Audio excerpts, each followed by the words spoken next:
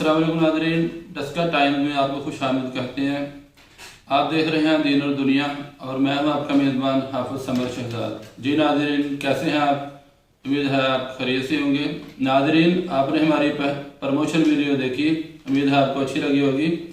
تو آج ہم اپنے پروگرام میں جس موضوع پہ گفتگو کریں گے وہ ہے شب معراج۔ تو اس کے لیے ہم نے اپنے پروگرام میں جس مہمان کو دعوت دی ہے، ان کا وہ کسی کے تعارف کے محتاج تو نہیں، لیکن پھر بھی ان کا مختصر سا تعارف میں آپ کو کرواتا چلوں، کیونکہ ضلع سیالکوٹ میں نوجوان طبقہ میں سب سے کم وقت میں ابھر کر سامنے آنے والے وہ نوجوان ریسرچ سکالر فاضل نصرت العلوم، اور اس کے ساتھ حال ہی میں وہ اسلامی جمہوریہ پاکستان وزیر اعظم کے معاون خصوصی علامہ طاہر اشرفی صاحب کے ترجمان بھی بنے ہیں وہ۔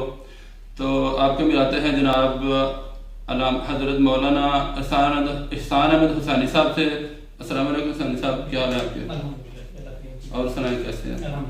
جی، اور ہمارا ساتھ دے رہے ہیں، میرا ساتھ دے رہے ہیں اس پروگرام میں عمیر اعجاز صاحب۔ تو عمیر صاحب کیسے ہیں آپ؟ جی بالکل ٹھیک ٹھاک، آپ کیسے ہیں؟ ٹھیک ٹھاک الحمدللہ، شکر اللہ کا۔ تو پروگرام باقاعدہ سٹارٹ کریں گے۔ تو اب میں چلتا ہوں حسینی صاحب کی طرف۔ حسینی صاحب، آپ ہم بتائیں گے کہ معراج کا مہینہ کون سا ہے؟ بسم اللہ الرحمن الرحیم، الحمدللہ وکفا والصلاۃ والسلام علی سید الانبیاء، اللہم صلی علی سیدنا و مولانا محمد النبی الامی وعلی آلہ وصحبہ وبارک وسلم وصلی علیہ۔ سب سے پہلے تو میں بہت شکر گزار ہوں آپ کا اور آپ کی ٹیم کا کہ آپ نے ایک بہترین پروگرام کا انعقاد کیا، اور اپنے اس خوبصورت پلیٹ فارم کے ذریعے آپ اپنے ناظرین اور سامعین کو بہترین معلومات امید ہے کہ فراہم کریں گے۔ ہماری ہر طرح کی نیک تمنائیں آپ کے ساتھ ہیں۔ ماہ رجب میں جہاں پہ بہت سارے پروگرامات ہوتے ہیں، وہاں پہ معراج کے حوالے سے بھی پروگرامات منعقد کیے جاتے ہیں۔ آپ کا سوال بہت زیادہ اہم ہے اور بہت زیادہ تحقیق طلب ہے کہ ماہ معراج جو ہے وہ کون سا ہے۔ مختصر سوال میں آپ نے بہت اچھی بات پوچھی۔ ہمارے ہاں مشہور یہ ہے کہ رجب کے مہینے میں نبی کریم صلی اللہ علیہ وآلہ وسلم کو جو معراج کا معجزہ ہے وہ عطا کیا گیا۔ اگر آپ تاریخی کتابوں سے اس کی تحقیق کریں تو پتہ یہ چلتا ہے حقیقت میں کہ نبی کریم صلی اللہ علیہ وسلم کو کس مہینے میں معراج ہوئی، یہ اس میں مختلف روایات جو ہیں وہ پائی جاتی ہیں۔ بعض محققین کا کہنا ہے کہ ربیع الاول میں معراج کا معجزہ عطا کیا گیا، بعض محققین کا کہنا ہے کہ ربیع الثانی میں، بعض کا کہنا ہے شوال میں، بعض کا کہنا ہے رجب میں۔ تو اس پہ کوئی ایک رائے قائم نہیں کی جا سکتی، لیکن ہمارے ہاں چونکہ مشہور ہو گیا ہے کہ ماہ رجب میں نبی کریم صلی اللہ علیہ وآلہ وسلم کو معراج کا معجزہ عطا ہوا، تو سبھی لوگ اس پہ بات کرتے ہیں۔ حقیقت میں کسی مہینے کو متعین نہیں کیا جا سکتا کہ معراج کا مہینہ کون سا ہے۔ جی ٹھیک۔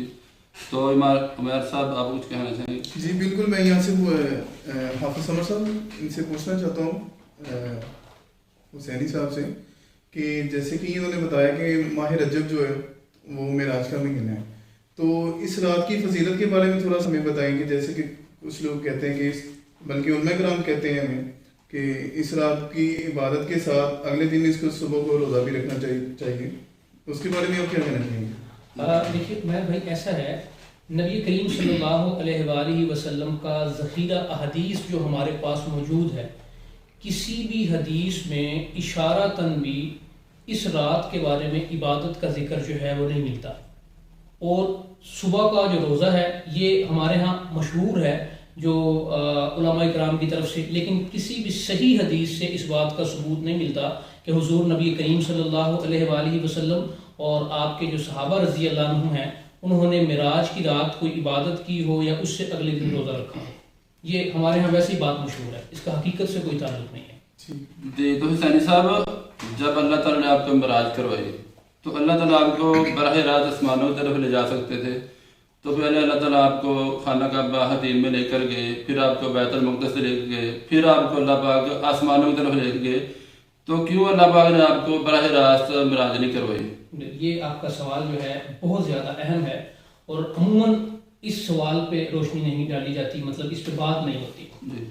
حضور نبی کریم صلی اللہ علیہ وآلہ وسلم کو اللہ تعالیٰ نے معراج کا معجزہ نصیب کیا. وہ احادیث جو ہے مشہور ہے, ہم سنتے رہتے ہیں کہ نبی کریم صلی اللہ علیہ وسلم آرام فرما تھے, جبریل امین تشریف لائے, آپ کو خانہ کعبہ کے ساتھ جو حتیم ہے وہاں پر لے گئے, اور پھر حتیم سے نبی کریم صلی اللہ علیہ وآلہ وسلم کو لیا اور لے کے آپ کو بیت المقدس لے جایا گیا. یقیناً ہمارا جو آج کا نوجوان ہے اس کے ذہن میں یہ سوال آتا ہے کہ اللہ تعالیٰ نے حضور نبی کریم صلی اللہ علیہ وآلہ وسلم کو آسمان پہ ہی لے کے جانا تھا, مشاہدات کروانے تھے, تو حتیم جتنی بھی دنیا کے اندر مقدس جگہ ہیں مسلمانوں کے نزدیک سب سے زیادہ مقدس جگہ خانہ کعبہ ہے. تو اللہ تعالیٰ اس سفر کا آغاز یہیں سے کرتے, اللہ تعالیٰ بیت المقدس کیوں لے گئے؟ یہ بڑا ایک اہم کہنے کے موضوع ہے. اس پہ میں آپ کو بتاتا چلوں کہ نبی کریم صلی اللہ علیہ وآلہ وسلم کو جو اللہ تعالیٰ نے معراج کروائی, اس وقت حالت یہ تھی کہ نبی کریم صلی اللہ علیہ وسلم انتہائی غمزدہ تھے. غمزدہ ہونے کی وجہ یہ ہے کیونکہ سفر طائف جو ہے وہاں پہ نبی کریم صلی اللہ علیہ وسلم کے ساتھ انتہائی برا سلوک جو اس وقت کے سرداروں نے کیا, آپ اس وجہ سے بہت زیادہ غمگین رہتے تھے. تو حضور نبی کریم صلی اللہ علیہ وآلہ وسلم کی دلجوئی کرنے کے لیے کہ آپ صلی اللہ علیہ وسلم اس غم سے باہر آ جائیں, اللہ تعالیٰ نے یہ فیصلہ فرمایا کہ نبی کریم صلی اللہ علیہ وآلہ وسلم کو سیر کروائی جائے. تو اللہ تعالیٰ نے ان کے سیر کے لیے جو جگہ منتخب کی وہ کیا, ایک تمام انبیاء سے ملاقات ہو جائے, یہ بھی ایک سیر ہے. دوسرا, حضور نبی کریم صلی اللہ علیہ وآلہ وسلم آسمان پہ جنت اور دیگر اہم جگہوں کا مشاہدہ کر لیں. نبی کریم صلی اللہ علیہ وسلم کو جو معراج کا جو سلسلہ شروع ہوا وہ مکہ مکرمہ سے نہیں بیت المقدس سے شروع ہوا. اس میں ایک انتہائی اہم ترین حکمت پوشیدہ ہے. وہ حکمت یہ ہے کہ اللہ تعالیٰ نے اس معجزے کے ذریعے بہت سے لوگوں کو اسلام کی طرف راغب کرنا تھا. اب اس وقت اگر ہم دیکھیں کتنے لوگ دنیا میں مسلمان موجود تھے, مکہ مکرمہ کی جو آبادی ہے وہ اس وقت کی تاریخ کے مطابق 10 لاکھ لوگ مکہ مکرمہ میں تھے. ان 10 لاکھ لوگوں میں سے مسلمان صرف 300 لوگ تھے. تو اللہ تعالیٰ نے چونکہ اسلام کی طرف ان کو بلانا تھا اور دلیل کے ذریعے بلانا تھا, اسلام جو ہے ہمارا مذہب جو ہے انتہائی مدلل ہے, تو دلیل کے ذریعے ان کو بلانا تھا. اس لیے اللہ تعالیٰ نے حکمت عملی یہ طے کی کہ حضرت نبی کریم صلی اللہ علیہ وسلم کو مکہ سے بیت المقدس لے کے جایا جائے گا. اب اس میں حکمت عملی کیا ہے؟ اب جب نبی کریم صلی اللہ علیہ وسلم نے اللہ تعالیٰ نے نبی کریم صلی اللہ علیہ وسلم کو معراج کروانا تھا, اور یقیناً بعد میں نبی کریم صلی اللہ علیہ وسلم نے آ کے ان لوگوں کو بتانا تھا کہ میں ایک رات کے مختصر سے حصے میں بیت المقدس مسجد حرام سے بیت المقدس گیا. مسجد حرام سے بیت المقدس کا جو سفر ہے وہ آج کا میپ یہ بتاتا ہے 1474 کلومیٹر ہے. اس وقت جو سفر ہوتا تھا وہ ہوتا تھا گھوڑے پہ یا اونٹ پہ. اب گھوڑے کی رفتار کو ہم اگر دیکھیں تو گھوڑے کی رفتار کے مطابق آج یہ سفر بنتا ہے 29 گھنٹے کا. رات ہوتی ہے لمبی سے لمبی 16 گھنٹے کی. اونٹ پہ اگر یہ سفر آقا علیہ الصلوۃ والسلام کرتے تو یہ ہوتا 38 سے 36 گھنٹے کا.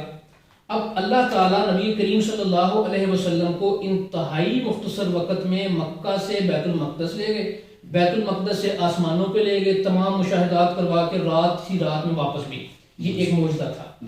اب دیکھیے اس میں حکمت یہ ہے کہ جو آپ کا سوال ہے کہ آپ صلی اللہ علیہ وسلم کو بیت المقدس سے کیوں اوپر لے کے جایا گیا, وہ یہ کہ واپسی جب نبی کریم صلی اللہ علیہ وسلم آ کے مشرکین کو, یہود کو, نصارہ کو یہ بات بتاتے کہ میں رات کے مختصر سے حصے میں ہو کے آیا ہوں, تو اگر مکہ مکرمہ سے سیدھے آسمانوں پہ چلے جاتے تو حیرت تو ختم ہو گئی, کیونکہ ان کو تو آسمانوں کا علم ہی نہیں ہے. وہ کہتے یار یہ ایسی بات ہے. اب چونکہ وہاں جو مشرکین مکہ تھے یا یہود و نصارہ تھے, ان کا شام میں تجارتی سفر تھا, آنا جانا تھا. نبی کریم صلی اللہ علیہ وسلم کبھی بھی شام اپنا بیت المقدس میں نہیں گئے تھے. اب آقا علیہ الصلوۃ والسلام نے جب واپس آ کے ان کو یہ بتایا کہ میں بیت المقدس سے ہو کے آیا ہوں, تو وہاں پر جو مشرکین مکہ یہود و نصارہ تھے انہوں نے سوال کیے دروازے کتنے ہیں, کھڑکیاں کتنی ہیں, کیوں؟ کیونکہ وہ لوگ جانتے تھے.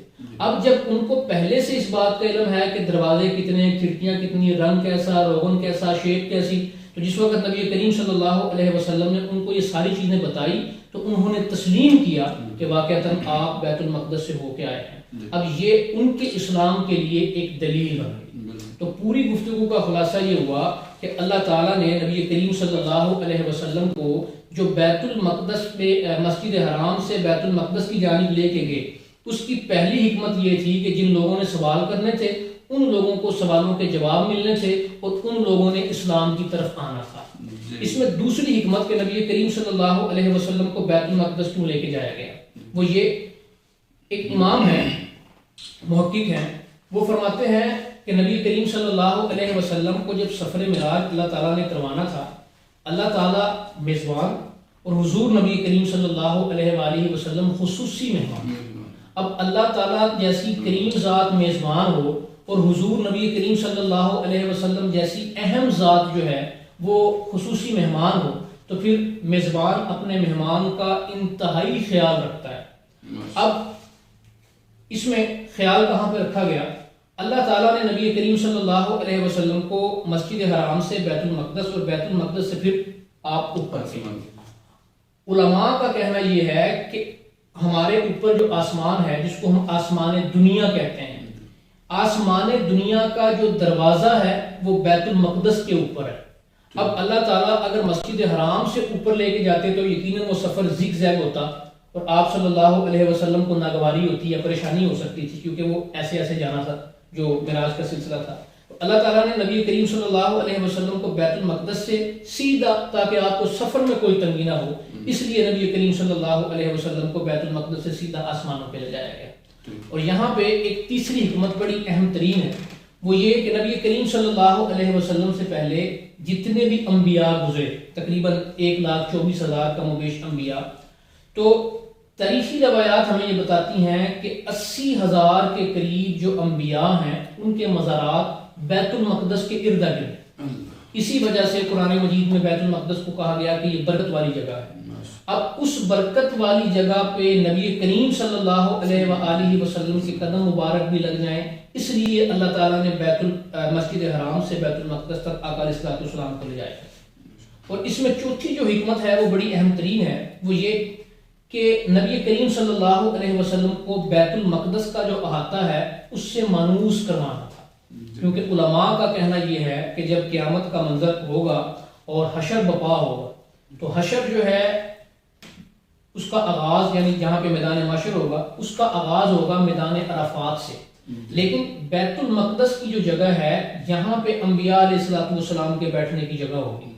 اس لیے نبی کریم صلی اللہ علیہ وسلم کو پہلے لے جایا گیا مسجد حرام سے بیت المقدس تک، تاکہ آپ نبی کریم صلی اللہ علیہ وسلم جو ہیں اس جگہ سے شناسا ہو جائیں، اس جگہ سے مانوس ہو جائیں.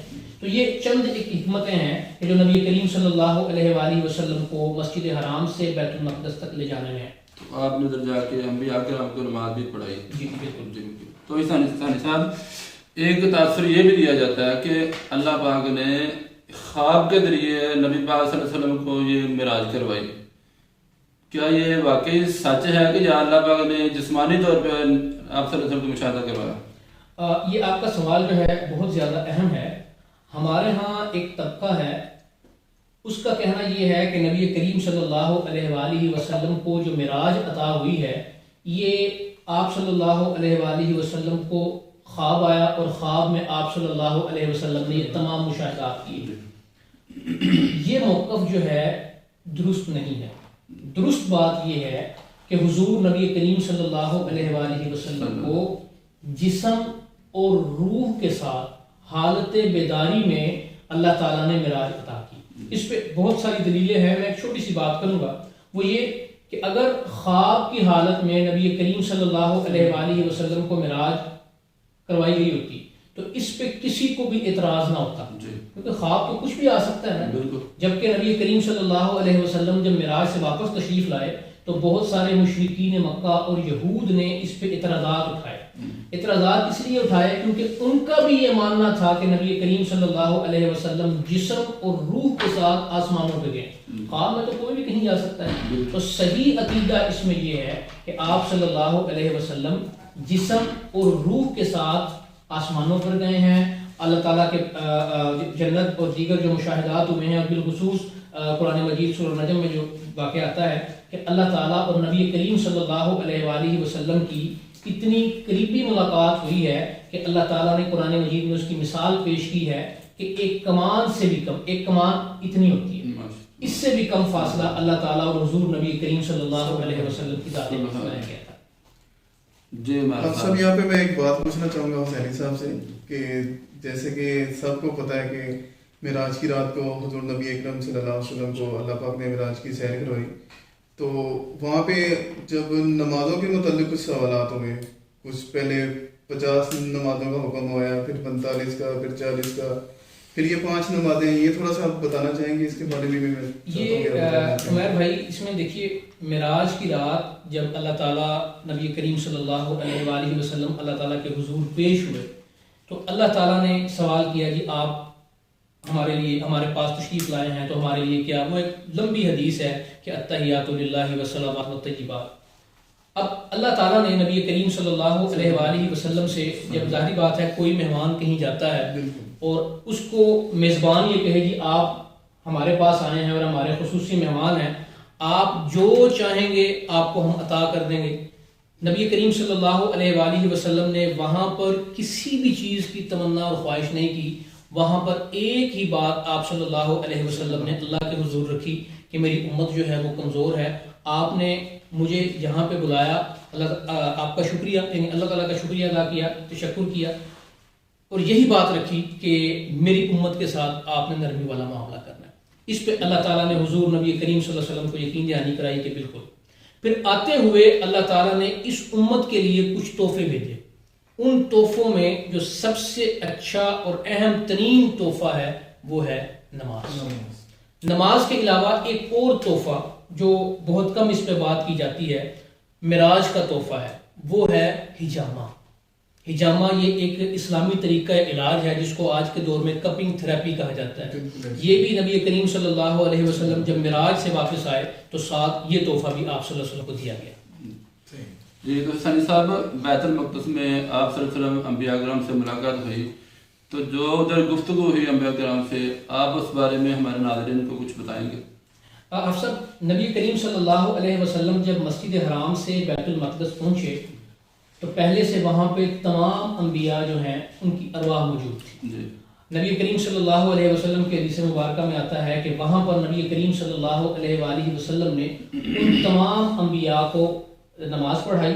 نماز پڑھانے کے بعد پھر ایک تعارفی سیشن ہوا، جس کو ہم اگر آج کی، ہم چونکہ مذہبی بات کر رہے ہیں، آج کی زبان میں کہیں تو ہم ایسا کہہ سکتے ہیں کہ وہاں پہ نماز کے بعد ایک جلسہ ہوا۔ اس میں تمام انبیاء علیہ السلام نے آقا علیہ السلام کو اپنا تعارف کروایا، اور آقا علیہ السلام نے تمام انبیاء علیہ السلام کو اپنا تعارف کروایا۔ اب دیکھیے، نبی کریم صلی اللہ علیہ وآلہ وسلم نے جو اپنا تعارف کروایا وہ بڑا اہم تعارف ہے۔ تمام انبیاء نے اپنا تعارف یہ کروایا۔ مثال کے طور پہ حضرت آدم علیہ السلام نے فرمایا کہ میں آدم ہوں، مجھے فلاں قوم کی طرف بھیجا گیا اور میرے معجزات کیے۔ حضرت ابراہیم علیہ السلام کی تعارف کی باری آئی، آپ نے فرمایا میں ابراہیم ہوں، مجھے بنی اسرائیل کی طرف بھیجا گیا اور میرے معجزات میں یہ ہے، میرے لیے آگ ٹھنڈی کر دی گئی، اس طرح کی چیزیں۔ حضور نبی کریم صلی اللہ علیہ وسلم کی جب باری آئی تو آپ صلی اللہ علیہ وسلم نے تمام انبیاء سے خطاب کرتے ہوئے جب آغاز کیا تو آپ نے فرمایا الحمدللہ، اللہ تعالیٰ کی حمد و ثنا کی۔ دوسری بات آپ صلی اللہ علیہ وسلم نے فرمائی کہ مجھے اللہ تعالیٰ نے تمام جہانوں کے لیے رحمت بنا کے بھیجا ہے، مطلب رحمت للعالمین بنا کے بھیجا ہے۔ اس کا مطلب یہ ہے کہ دونوں جہانوں میں جہاں کہیں کوئی سختی ہے، میرے آنے کی وجہ سے وہ رحمت میں تبدیل ہو کے نرمی ہو جائے گی۔ یہ ایک پیغام دے دیا تمام انبیاء کو۔ دوسرا، حضور نبی کریم صلی اللہ علیہ وسلم نے اپنے تعارف میں تمام انبیاء کو یہ بات بتائی کہ مجھے حق اور باطل میں فرق کرنے والا بنا کے بھیجا ہے۔ اس کا مطلب یہ ہے کہ آپ صلی اللہ علیہ وآلہ وسلم کے آنے سے ہر چیز، ہر حکم واضح ہے، اور نبی کریم صلی اللہ علیہ وسلم صاف صاف پوری امت کو، قیامت تک آنے والے لوگوں کو یہ بتا کے گئے کہ یہ حق ہے، یہ باطل ہے، یہ کرنا ہے، یہ نہیں کرنا، اس سے بچنا ہے، اس سے نہیں بچنا۔ تیسرا، نبی کریم صلی اللہ علیہ وآلہ وسلم نے جو اپنا تعارف وہاں پہ تمام انبیاء کو کروایا وہ یہ، آپ نے فرمایا کہ ہمیں اعتدال عطا کیا گیا. مطلب اس کا یہ ہے کہ نبی کریم صلی اللہ علیہ وسلم نے یہ بتا دیا کہ ہمارا جو مزاج ہے، ہمارے جو احکامات ہیں وہ انتہائی معتدل ہوں گے، سخت نہیں ہوں گے. ہم اور ہمارے احکامات انتہا پسندی پہ مبنی نہیں ہوں گے. مثال کے طور پہ پہلے جو انبیاء ہیں ان کے احکامات انتہائی سخت تھے انسانیت کے لیے. جیسے بنی اسرائیل کے کچھ انبیاء گزرے ہیں، ان کی شریعت میں یہ حکم تھا کہ کہیں پہ کوئی نپاکی لگ گئی ہے، جسم پہ لگ گئی ہے تو وہاں سے گوشت کاٹنا ہے، کپڑے پہ لگ گئی ہے تو وہاں سے کپڑا کاٹنا ہے. یہ انتہائی سخت احکامات تھے. تو نبی کریم صلی اللہ علیہ وسلم نے فرمایا کہ ہمیں اور ہماری امت کو اعتدال عطا کیا گیا. اس کا مطلب اور مقصد یہ ہے کہ آپ صلی اللہ علیہ وسلم کے جو احکامات ہیں وہ انسانیت کے عین مطابق نرمی پہ مبنی ہیں. پھر نبی کریم صلی اللہ علیہ وسلم نے فرمایا کہ میری امت آخری امت ہے اور سب سے افضل امت ہے. یہ بات بڑی اہم ترین ہے کہ تمام انبیاء کی مجلس میں حضور نبی کریم صلی اللہ علیہ وسلم نے ہم جیسے گناہگار لوگوں کی فضیلت کو بیان کیا. یہ نبی کریم صلی اللہ علیہ وسلم کی ہم سے محبت ہے. نبی کریم صلی اللہ علیہ وسلم نے وہاں پہ اپنے تعارف میں جو آخری بات فرمائی وہ یہ کہ میں خاتم الانبیاء ہوں. یعنی ایک عقیدہ، ایک نظریہ اور تمام انبیاء کو یہ پیغام دے دیا کہ جس نے سب سے آخر میں آنا تھا نبی بن کے وہ میں ہوں. تو یہ گفتگو تمام انبیاء علیہ السلام کے ساتھ حضور نبی کریم صلی اللہ علیہ وسلم کی ہوئی. جی تو حسینی صاحب آپ نے بتایا کہ پہلی شریعت میں جب کوئی نپاکی لگ جاتی کپڑوں کو تو کپڑا ادھر سے کاٹنا پڑتا تھا، اگر جسم کو لگ جاتی تو جسم کاٹنا پڑتا تھا. تو ہماری شریعت میں یہ آپ بتائیں گے کہ یہ کیا ہے، کس طرح کا؟ دیکھیں نبی کریم صلی اللہ علیہ وآلہ وسلم جو دین لے کے آئے ہیں جس کو ہم اسلام کہتے ہیں وہ انسانیت کے مزاج کے مطابق ہے. یعنی اس میں اعتدال ہے، سختی نہیں ہے.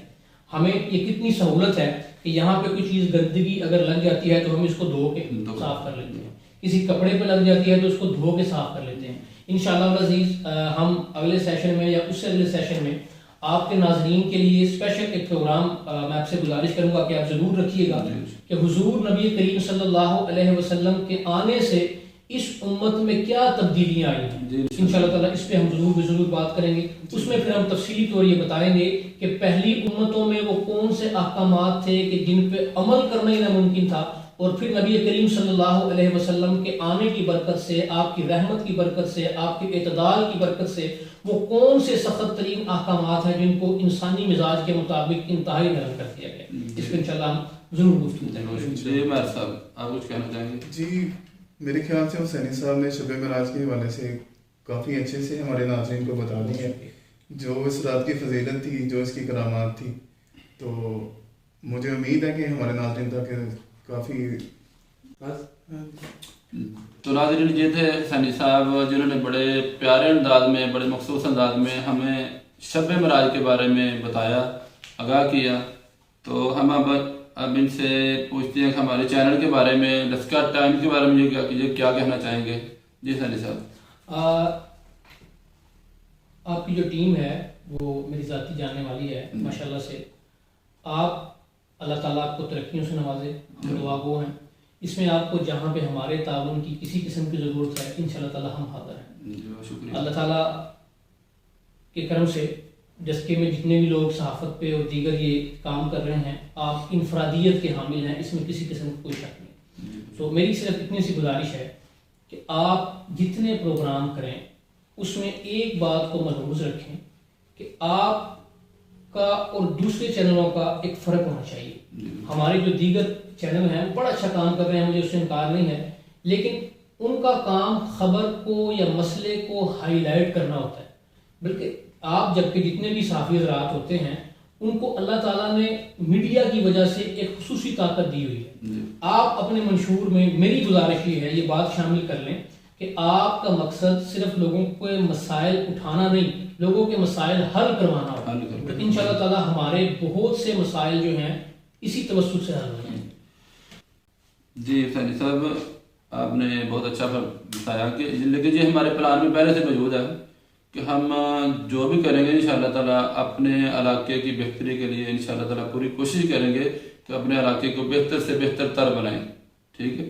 اس کے لیے ہمیں جو بھی کرنا پڑے، علاقے کے جو سیاسی سماجی جو لوگ ہیں، نامی جو مشہور ہیں، ان سے رابطہ کریں گے، ان کے اپنے پروگرام میں بلائیں گے اور ان سے اپنے علاقے کے بارے میں ان سے بات کریں گے کہ اس کو بہتر بنانے کے لیے جو وہ ہمارے لیے کر سکتے ہیں ہم ان سے کروائیں گے انشاءاللہ تعالیٰ ضرور۔ تو اپنے ناظرین سے ہم کہیں گے کہ وہ اپنے علاقے کے بارے میں جو مسائل ہیں ان سے ہمیں آگاہ کرنے کے لیے ہمارے ان باکس میں کمنٹ کر سکتے ہیں، اور ہماری اسکرین پر جو نمبر چل رہا ہے اس پہ کال بھی کر سکتے ہیں۔ اور اگر آپ چاہتے ہیں کہ ہماری مزید اپڈیٹس آپ تک پہنچے تو ہمارا یوٹیوب چینل جس کو سبسکرائب کریں، اور فیس بک چینل جو ہے اس کو فالو کریں، لائک کریں اور شیئر کریں تاکہ ہماری مزید اپڈیٹس آپ تک پہنچ سکیں۔ اپنا اور اپنے گھر والوں کا خیال رکھیں، اور مجھے اور میری ٹیم کو اجازت دیجیے۔ اللہ حافظ۔